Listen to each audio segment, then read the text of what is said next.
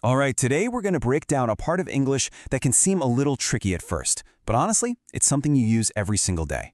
We are talking about reported speech. I mean, who hasn't, right? That's exactly what this is all about. Reported speech is basically the grammar of gossip, of telling stories, of passing on news. And by the end of this, you're going to be a pro at getting the stories straight.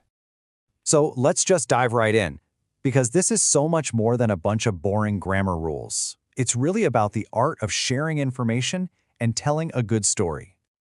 Okay, to see what I mean, let's take this hilarious example. Picture a little kid at the zoo. He sees an ostrich for the very first time, turns to his grandma, and says, "It's a big chicken." Now the question is, how does she tell that story to her friends later?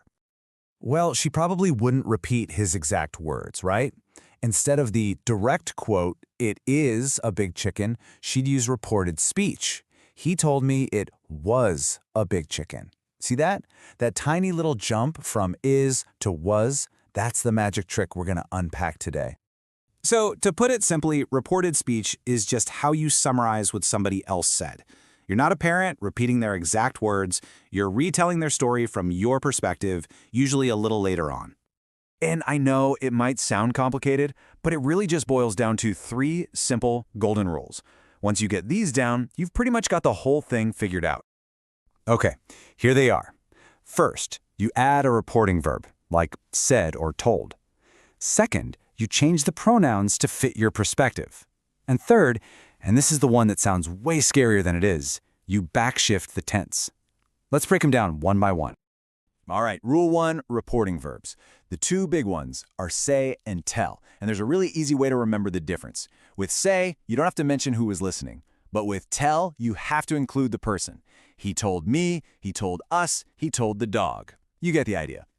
Rule 2 is all about perspective, and it's pretty intuitive. If your friend Amy says, "I like your earrings," you wouldn't report that by saying, "Amy said I like your earrings." That's just confusing. Of course, you'd switch the pronouns to match your point of view. She said she loved my earrings. Simple. So, verbs and pronouns, we got it. But that brings us to the big one. What on earth is this backshifting thing? I know it's often the part that trips people up, but I promise it actually makes a lot of sense. You know, the easiest way to think about backshifting is like it's time travel for verbs. Seriously, when you're reporting something that was said in the past, you just take the verb and push it one step further back in time. And this chart here is basically your time machine. Present simple, like I like, goes back to past simple, she liked. Present continuous, I am doing, becomes past continuous, she was doing.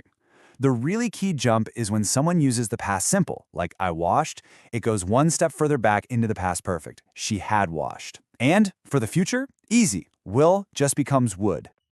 And here is some really good news. The past perfect tense, it doesn't change. Why not? Well, because you can't go any further back in time. It's the end of the line. Think of it as a little gift from the grammar gods. Now, it's really important to remember, this time travel idea applies to more than just the verbs. You've also got to shift words that are tied to a specific time and place.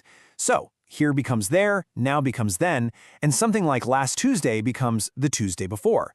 It's all about moving it away from the original moment. And this also applies to our special modal verbs.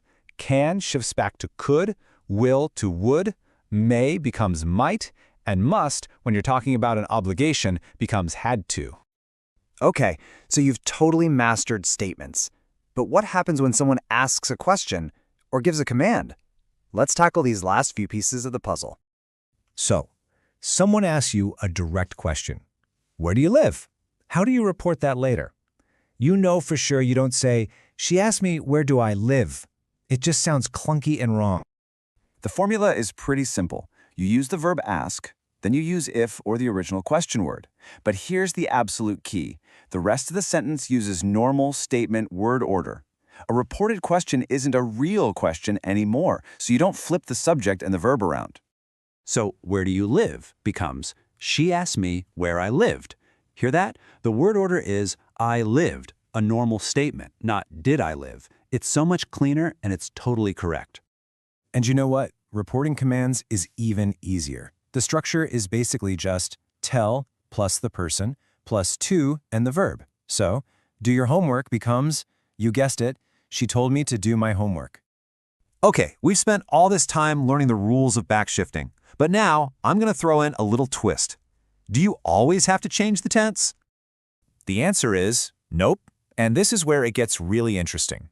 If someone says something that is still true right now, like I live in the UK, you actually have a choice. You can backshift it to lived, and that's always a safe bet. Or you can just keep it in the present tense, lives, because it's still a fact. Both are perfectly correct. So what does this mean for you? Well, this exception isn't just another annoying rule to memorize. Think of it as your new superpower. It gives you the flexibility to choose the tense based on the context, which makes your communication way more precise and natural. And really, the main thing to take away from all of this is that learning reported speech isn't just about passing a grammar test. It's about becoming a clearer, more engaging communicator. It's about becoming a better storyteller. So what story will you tell?